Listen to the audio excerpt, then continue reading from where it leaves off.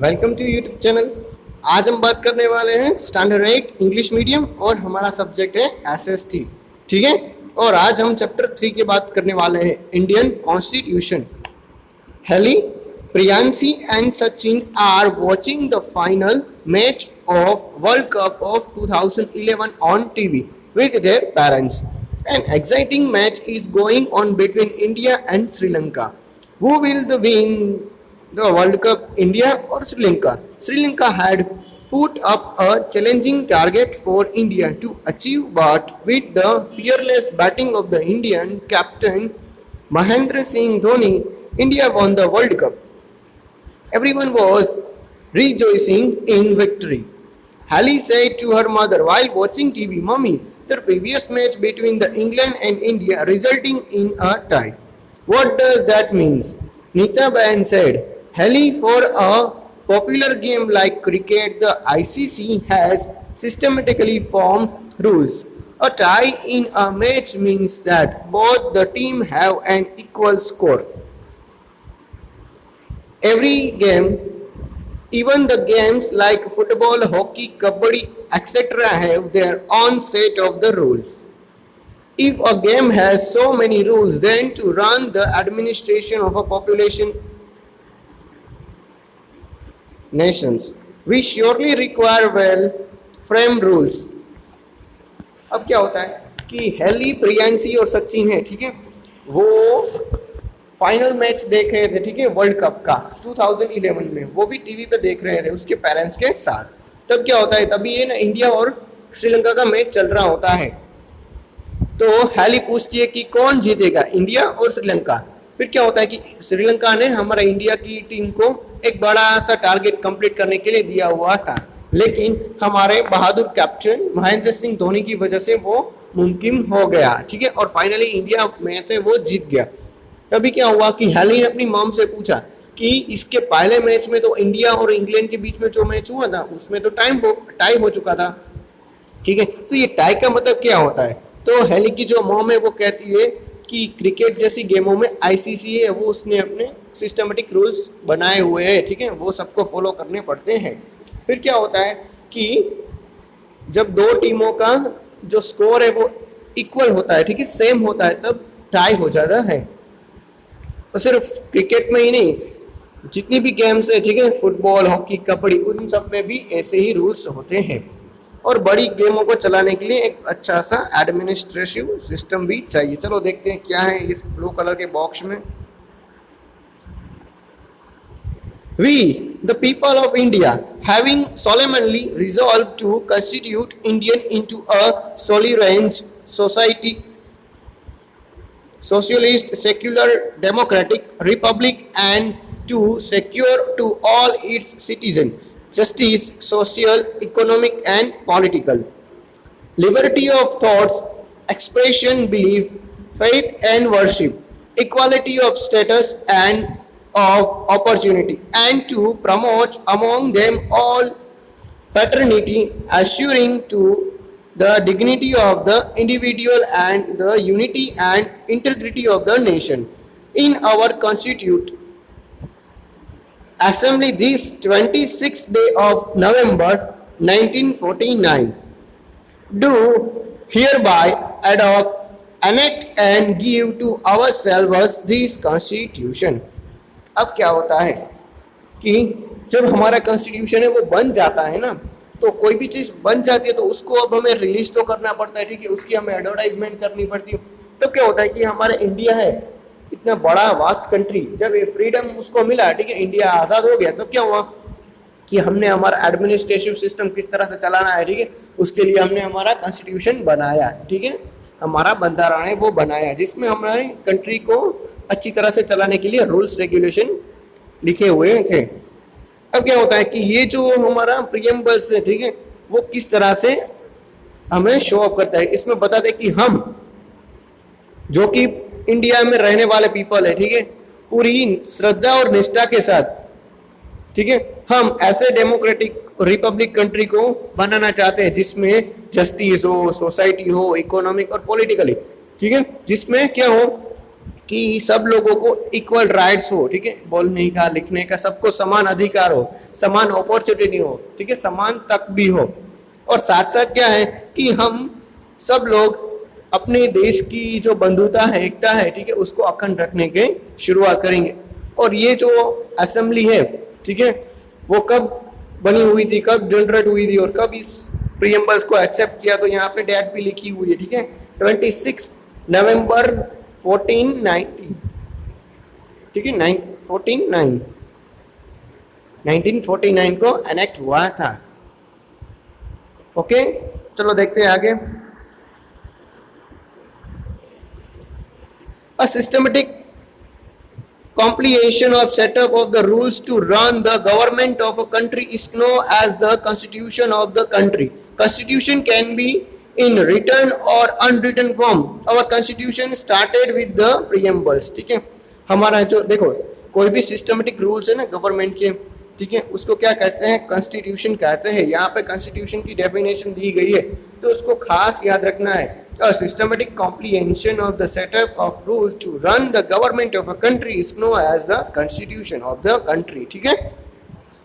और कॉन्स्टिट्यूशन है, ठीक है, वो दो फॉर्म में हो सकता है, या तो वो रिटन फॉर्म में होगा या तो अनरिटन फॉर्म में होगा, ठीक है, या तो वो रिटन फॉर्म में होगा या तो वो अनरिटन फॉर्म में होगा।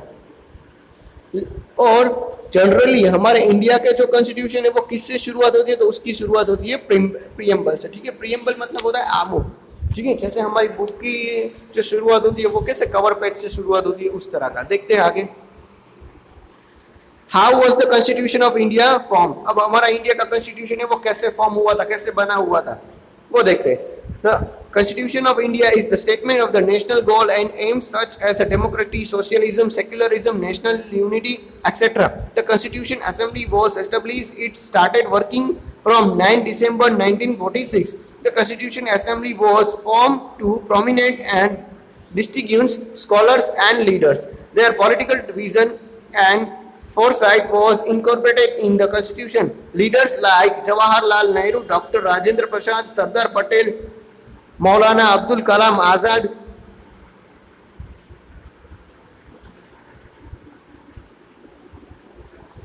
Shyama Prasad Mukherjee, Sardar Baldev Singh etcetera provide their guidance, ठीक है। अब क्या हुआ था कि हमारे जो डेमो कॉन्स्टिट्यूशन है वो किस तरह से ध्यान में रखकर बनाया गया कि डेमोक्रेसी को, सोशलिज्म हो, सेक्युलरिज्म हो और नेशनल यूनिटी भी हो, ठीक है।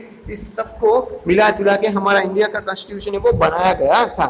साथ में क्या था कि देखो कोई भी कॉन्स्टिट्यूशन है वो नॉर्मल पीपल तो बनाएंगे नहीं, ठीक है। तो हमारे कॉन्स्टिट्यूशन है बनाने के लिए क्या था कि अच्छे अच्छे जो पढ़ाकू इंसान है, ठीक है, जिसके पास अच्छा खासा नॉलेज हो, वो और हमारे देश के जो बड़े बड़े लीडर थे ना, उसको साथ में रख के बनाया गया था, ठीक है।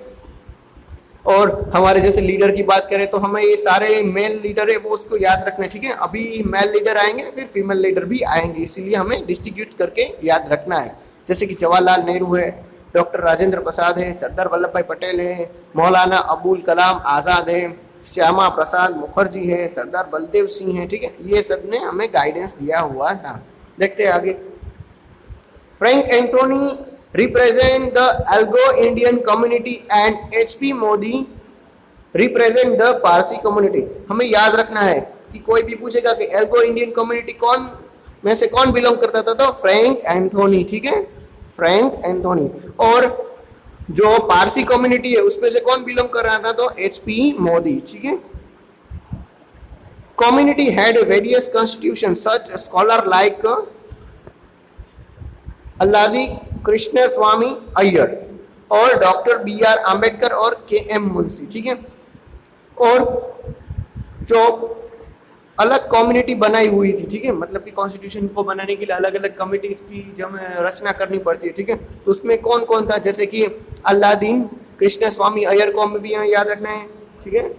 फिर B.R. आम्बेडकर तो हमें याद ही हो गए, और K.M. मुंशी, ठीक है, कन्हैयालाल माणिकलाल मुंशी, वो हमारे गुजराती थे, ठीक है। चलो देखते हैं आगे।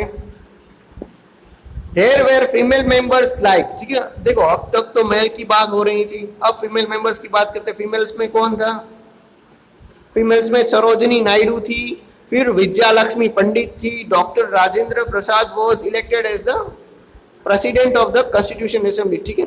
यहाँ पे दो नाम है फीमेल मेंबर में, सरोजनी नायडू और विजया लक्ष्मी पंडित। और जो असेंबली बनी हुई थी, ठीक है, हमारा कॉन्स्टिट्यूशन स्टार्ट हुआ, बनने का स्टार्ट कब हुआ था, तो 9 दिसंबर 1946 को स्टार्ट हुआ था तब। और हमारे जो कॉन्स्टिट्यूशन बनाने के जो प्रेसिडेंट थे, ठीक है, वो कौन थे, डॉक्टर राजेंद्र प्रसाद। और इसमें कई सारी ऐसी कमिटीज बनाई, ठीक है, कॉन्स्टिट्यूशन को बनाने के लिए अलग अलग कमेटी बनानी पड़ती है, क्योंकि कॉन्स्टिट्यूशन हमारा बहुत ही बड़ा बनने वाला था, इसीलिए। फिर क्या था, जो ड्राफ्टिंग कमेटी है, ठीक है, उसके हेड कौन बना दिए, डॉक्टर B.R. आम्बेडकर, ठीक है। ड्राफ्टिंग कमेटी के हेड कौन थे, B.R. आम्बेडकर। और टोटल 166 मीटिंग वो बनाई गई असेंबली में, ठीक है। कितने, 166 मीटिंग्स बनाई गई। याद रखना, जितना भी फैक्चुअल डेटा है ना, वो आपको याद ही रखना पड़ेगा। और हमारा कॉन्स्टिट्यूशन कितने साल में बना, तो हमें याद रखना है 2 ईयर 11 मंथ 18 डेज, ठीक है। 2 ईयर 11 मंथ और 18 डेज में बना, 2 11 18, ठीक है। हम इस तरह से याद रख सकते हैं, 2 11 18। तो इतने दिन लगे, 2 साल 11 मंथ और 18 दिन के बाद हमारा कॉन्स्टिट्यूशन फाइनली बन गया। यानी कि हमारा कॉन्स्टिट्यूशन कब बना, 26 नवंबर 1949 को, ठीक है। यहाँ हमारा कॉन्स्टिट्यूशन बन चुका था। और जो कमिटीज थी उसने हमारा कॉन्स्टिट्यूशन है वो मंजूर भी कर दिया था।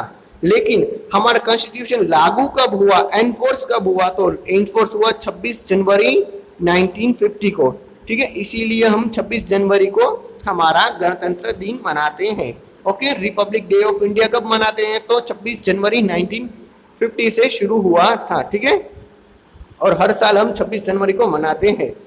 हाँ, लेकिन हमारा बंधारण कब बना था, तो 26 नवंबर 1949 को बन चुका था। चलो देखते हैं। Think, do you know why the day of 26 January was selected to enforce the day of constitution. आप देखो यहाँ पे क्या हुआ, यहाँ पे देखो 26 नवंबर को हमारा कॉन्स्टिट्यूशन बन चुका था, ठीक है। तो नवंबर के बाद दिसंबर मंथ आता है और दिसंबर के बाद जनवरी आता है, तो 2 महीना हमारे लोगों ने वेट क्यों किया, ठीक है। अब देखते हैं यहाँ पे 26 नवंबर, ठीक है, और यहाँ पे है 26 जनवरी। तो देखो नवंबर से दिसंबर 12 मंथ और दिसंबर से 1 मंथ, ठीक है। तो ये 2 मंथ वेट क्यों किया, यही पूछ रहे क्वेश्चन में। क्योंकि क्या हुआ था कि 26 जनवरी 1930 को, ठीक है, 1930 को क्या हुआ था कि हमारे देश में पहला पूर्ण स्वराज डे मनाया गया था, ठीक है। इसीलिए क्या हुआ कि हमने इसी डे को सिलेक्ट कर लिया था। अब यहाँ पे हमें पिक्चर्स दिए गए, जैसे कि मौलाना आजाद है, ठीक है, मौलाना अबुल आजाद, फिर है डॉक्टर भीमराव अंबेडकर, B.R. आम्बेडकर, फिर है डॉक्टर राजेंद्र प्रसाद। याद है ना आपको कि राजेंद्र प्रसाद कौन थे, बंधारण की जो कमेटी है, ठीक है, उसके प्रेसिडेंट थे, the president of Indian constitution assembly. फिर सरोजनी नायडू है, ठीक है, जो बंधारण में फीमेल का पार्ट कर रही थी। सरोजनी के साथ साथ कौन था, हाँ सही है, विजय लक्ष्मी पंडित। और हमारे कन्हैयालाल मुंशी, ठीक है, एकमात्र गुजराती थे। चलो देखते हैं आगे। और हम सबको पता है कि B.R. आम्बेडकर है, वो क्या है, कौन थे, तो वो थे हमारे ड्राफ्टिंग कमेटी के प्रेसिडेंट, ठीक है, हेड थे वो। आगे देखते हैं। Why do we need a constitution, what if there is no constitution, no country can function without a constitution. A constitution serve many object, it is a document that finally weavers the ethos and ideas of our country. It tells about the kind of our government of our country would have, how to run the administration of our country. In a democratic form of a government, we elect our leaders so that they can run the administration on our behalf. However, there are provisions in the constitution to check the misuse of the power by the leader. अब क्या होता है कि हमें constitution की जरूरत क्यों है, अगर constitution नहीं होगा तो क्या होगा, अगर कॉन्स्टिट्यूशन नहीं होगा तो कोई भी कंट्री है वो अच्छी तरह से फंक्शन नहीं कर पाएंगे, ठीक है। कॉन्स्टिट्यूशन है वो कई सारे ऑब्जेक्ट में बटा हुआ है, जिसकी मदद से क्या होगा कि हमारे देश, ठीक है, कोई भी देश हो उसका आइडिया कैसा है, वो किस तरह से वर्किंग करता है, उसका बेसिक ख्याल कॉन्स्टिट्यूशन से पता चल जाता है। और कॉन्स्टिट्यूशन में क्या होता है, और स्पेशली डेमोक्रेटिक में जो भी हमारा कंट्री है वो डेमोक्रेटिक कंट्री है, ठीक है। डेमोक्रेटिक मतलब कि लोकशाही है। यहाँ पे राजा कौन है, तो यहाँ पे जितने भी लोग हैं वो सब राजा ही है, ठीक है। तो डेमोक्रेटिक कंट्री में क्या होता है कि हम सब वो इलेक्टर हैं, ठीक है, उसको चुनते हैं और वो क्या करते हैं, वो ही हमारे कॉन्स्टिट्यूशन है उसको अच्छी तरह से चलाता है, ठीक है, हमारी मदद से। और कॉन्स्टिट्यूशन वो भी ध्यान रखता है कि ये पावर का मिस यूज ना करे, ठीक है। मिस यूज करेगा तो क्या होगा, हमारा कंट्री है वो जल्दी खत्म हो जाएगा। चलो देखते हैं थिंग्स टू नो में वापस। The constitution of India has borrowed some special feature of the constitution of the Britain, Ireland, France and the United State of America, ठीक है। अब हमारा कॉन्स्टिट्यूशन है वो कुछ चीजें ना उसमें से बोरो की है, ठीक है, मतलब कि उधार ली गई है। किससे उधार ली गई है, तो जैसे कि ब्रिटेन का जो कॉन्स्टिट्यूशन है उससे, आयरलैंड से ली गई है, फ्रांस से ली गई है और यूनाइटेड स्टेट ऑफ अमेरिका से भी ली गई है, ठीक है। हमारा कॉन्स्टिट्यूशन है ना वो कई सारे देशों से जो कॉन्स्टिट्यूशन है ना उसके वहां से टेक पार्ट किया गया है। चलो देखते हैं आगे। Constitution of India is the longest written constitution in the world. India का जो कॉन्स्टिट्यूशन है वो दुनिया का सबसे लंबा कॉन्स्टिट्यूशन है, ठीक है, वो हमें याद रखना है। चलो देखते हैं silent feature of our constitution, मतलब कि हिडन फीचर उसके क्या है। पहला है democratic rule. India has adopt the democratic system of a government. General election are held in our country every 5 years. Citizens above the age of 18 years are eligible for to cast their vote. They cannot imagine democratic without election. People all over the country play their role in electing their representative. Any voter of the country can contest an election irrespective his or her religion, caste, class or gender. The elected representative of rules for 5 years. Every citizen enjoy the freedom to follow the religious his or her choice as well as freedom of speech, expression and thoughts. अब क्या होता है कि democratic मतलब क्या होता है, मैंने बताया कि लोकशाही, ठीक है। उसमें क्या होता है कि इंडिया में स्पेशली क्या होगा कि हम सब लोग हैं, मतलब कि जितने भी लोग 18 साल से ऊपर के हो गए, ठीक है, 18 प्लस हो गए, उसको क्या करना है, वो अपना वोट देंगे, ठीक है। जो भी पार्टी खड़ी होगी, ठीक है, उसका वो है उसको वोट देंगी और उसमें से एक रिप्रेजेंटेटिव चुन के आएगा। वो क्या करेगा, वही हमारे देश में 5 साल तक रूल करेगा, ठीक है। हाँ, रूल करेगा मतलब कि हमारे लिए अच्छा अच्छा काम करेगा, ठीक है। और जो भी रिप्रेजेंटेटिव होगा, ठीक है, उसको हम कोई भी रिलीजन यानी कि कोई भी धर्म से, कोई भी कास्ट से, कोई भी क्लास या कोई भी जेंडर से, ठीक है, उसको हम भेदभाव कर सकते नहीं है कि भाई तुम यहाँ से हो, तुम वहाँ हो, तुम ऐसे हो, उससे हमें कोई फर्क नहीं है, ठीक है। इसीलिए तो कहते हैं कि हमारा इंडिया है वो एक अच्छा और यूनाइटेड इंडिया है, ठीक है। अब देखते हैं secularism. A secular nation means that a government does not conform the norms of the any particular religions in its system of a governance. Citizens are not discriminated on the basis of their faith, sect or religion. Every citizen enjoys the right to follow the propagate the religion of his or her choice. अब क्या होता है secularism, मतलब क्या होता है कि धार्मिक, ठीक है, मतलब क्या कि मान लो कि आप हिंदू हो, ठीक है, तो आप हिंदू हैं तो आप ही रूल करोगे, ऐसा भी नहीं आप हिंदू हो तो आपको ये मिलेगा, ठीक है। हमारे देश में ऐसा कुछ भी नहीं है। कोई भी हो, ठीक है, हिंदू, मुस्लिम, सिख, ईसाई, कोई भी हो, उसको हम इक्वली राइट, इक्वली जो भी चीज़ होती है उसको हमें देते हैं। यानी कि हमारा इंडियन जो कॉन्स्टिट्यूशन है वो सेक्युलरिज्म को प्रोवाइड करता है, ठीक है। आगे देखते हैं Republic.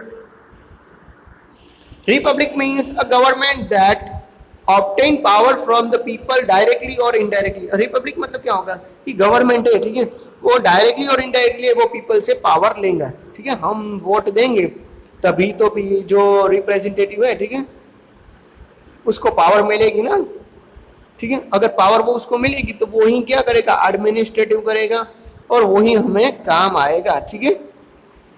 We have the adopt a democratic republic system of a government, which means that the power are not limited in the hand of the few privileged people. Rather, it is accessible to all the citizens irrespectively of their caste, class, religion और gender. अब क्या होगा कि हमारा constitution है वो इस तरह से बना हुआ है कि डेमोक्रेटिक भी है और रिपब्लिक भी है। मतलब क्या कि यहाँ पे क्या होगा कि कोई एक व्यक्ति के पास या कोई एक ग्रुप के पास सब पावर नहीं आएंगे, ठीक है। आगे देखते हैं थिंग्स टू नो।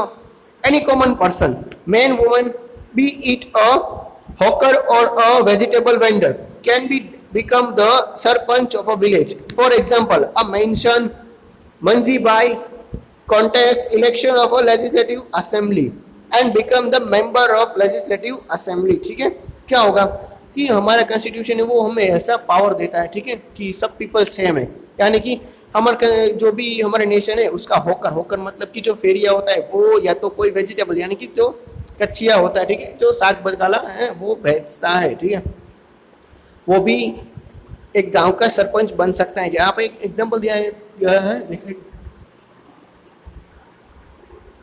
कि मंजी भाई है, ठीक है, उसने क्या किया कि लेजिस्लेटिव असेंबली है, ठीक है, उसमें इलेक्शन में पार्टिसिपेट भी किया और वो जीत गए।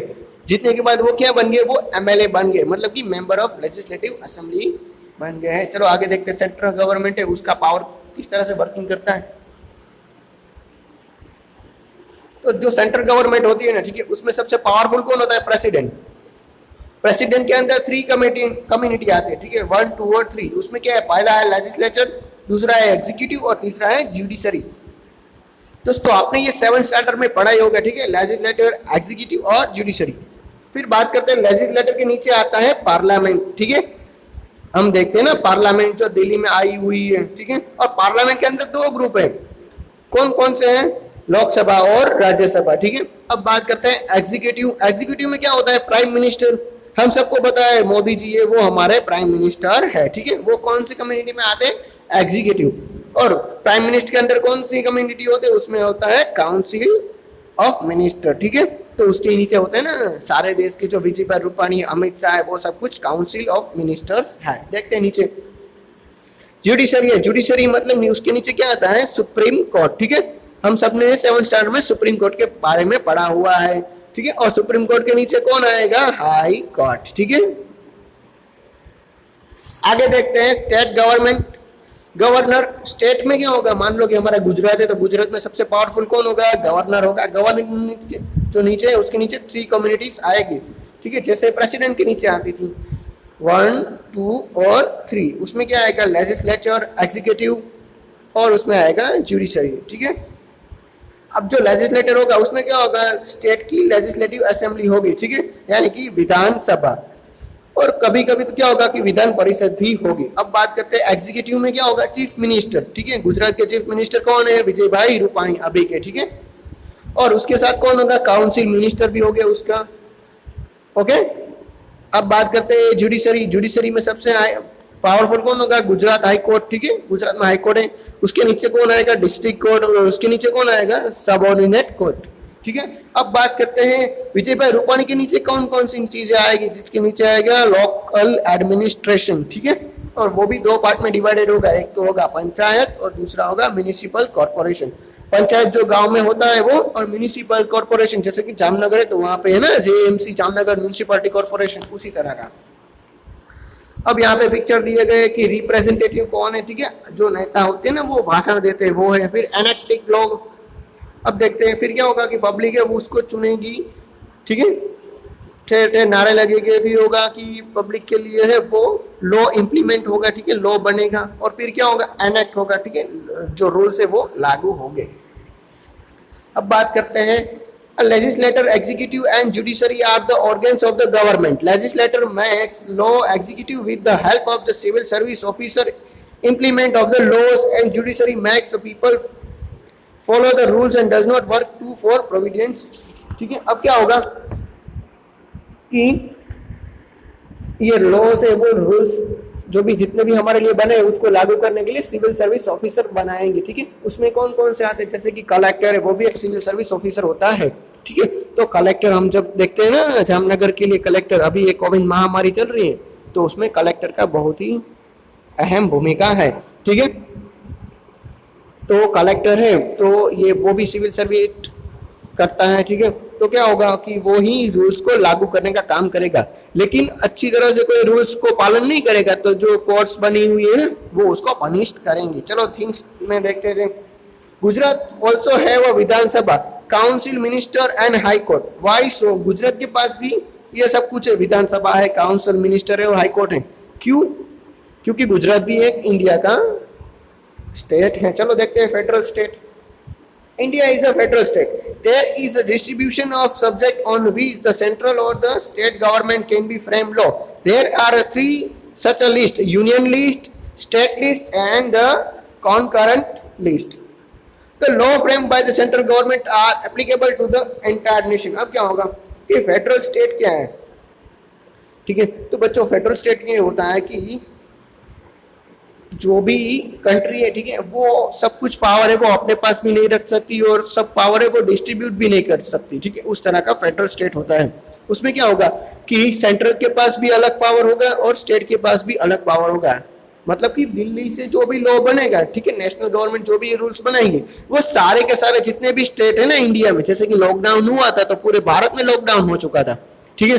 और फिर क्या होगा कि जो स्टेट गवर्नमेंट है, ठीक है, वो भी अपनी तरफ से लॉज है वो बना सकती है। जैसे कि गुजरात है वो अपना लॉज कुछ अलग बनेगी, भाई हमें अभी लॉकडाउन रखना है तो वो लॉकडाउन भी रख सकती है, उस तरह का बन सकता है।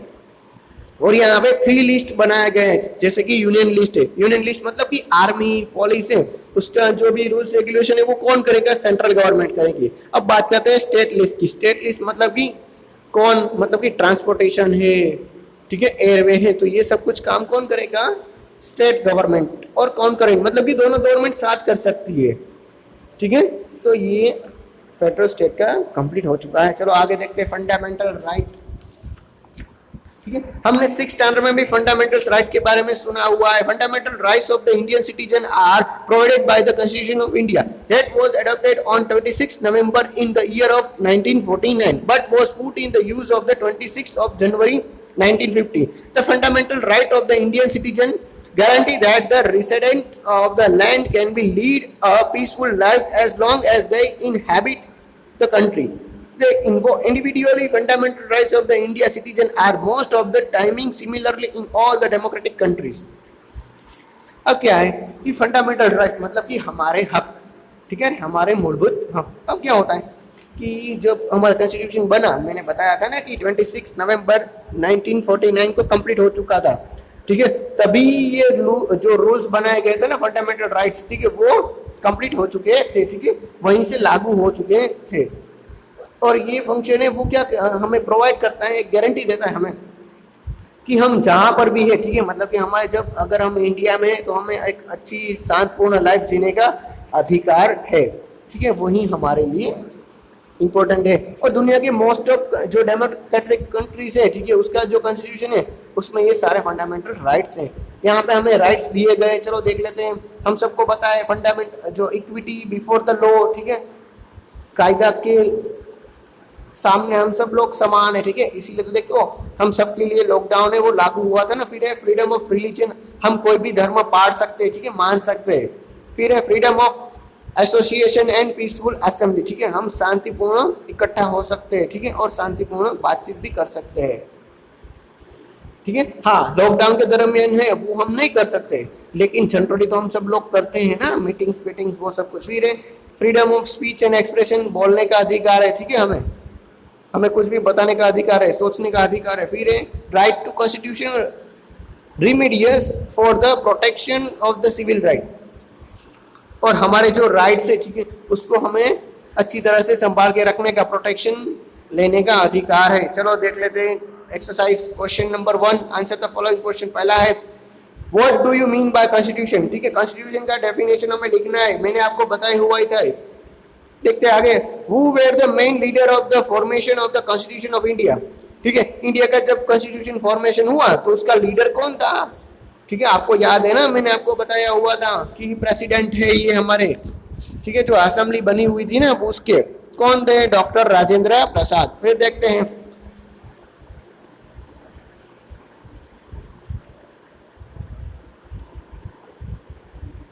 Y is a constitution necessary for a nation, constitution है वो नेशन के लिए क्यों जरूरी है, मैंने बताया था, ठीक है, कि अच्छी तरह से फंक्शन करने के लिए। फिर है why is India know as republic, India है वो रिपब्लिक क्यों है, तो आपको रिपब्लिक वाले टॉपिक में वो मिल जाएगा, ठीक है, क्योंकि पीपल है वो डायरेक्टली और इनडायरेक्टली वो गवर्नमेंट को पावर देते हैं, इसीलिए। चलो आगे देखते हैं। When was the Constitution of India enforced? India का कॉन्स्टिट्यूशन है वो एनफोर्स कब हुआ था, ठीक है, लागू कब हुआ था? तो 26 जनवरी 1950 को, ठीक है। आगे देखते हैं filling the blanks. Our constitution started with the, हमारा कॉन्स्टिट्यूशन किससे स्टार्ट होता है? तो वो आएगा प्रीएम्बल्स से। क्या से आएगा? प्रीएम्बल्स। फिर blank was the president of the constitution assembly. Constitution assembly का प्रेसिडेंट कौन था? तो डॉक्टर राजेंद्र प्रसाद। फिर India has adopt a blank system of government. India ने कौन सी सिस्टम गवर्नमेंट की एक्सेप्ट कर ली है? ठीक है, आपको याद है ना, मैंने ही बताया था आपको, ठीक है। कैसी आएगी? डेमोक्रेटिक सिस्टम, ठीक है। फिर election are held in our country every 5 year, ठीक है। हमारी कंट्री के इलेक्शन है वो कब स्टार्ट हो गए? तो 5 ईयर के बाद। चलो देखते हैं, identify me. I am a federal state, मैं एक फेडरल स्टेट हूँ, ठीक है। फिर दूसरा, आई am the constitution headed of the state, मैं कॉन्स्टिट्यूशन का हेडेड ऑफ स्टेट हूँ। फिर है the administration of any country can't run without me, कोई भी कंट्री का एडमिनिस्ट्रेटिव सिस्टम है वो मेरे बिना चल नहीं सकता है। देखते हैं fourth one, I am the republic day, मैं रिपब्लिक डे हूँ। और नंबर 5, I am the elected as the president of drafting committee of the constitution, मैं ड्राफ्टिंग कमेटी का हेडेड हूँ, ठीक है। ओके, और यहाँ पे हमारा यूनिट है वो कंप्लीट होता है। Thank you.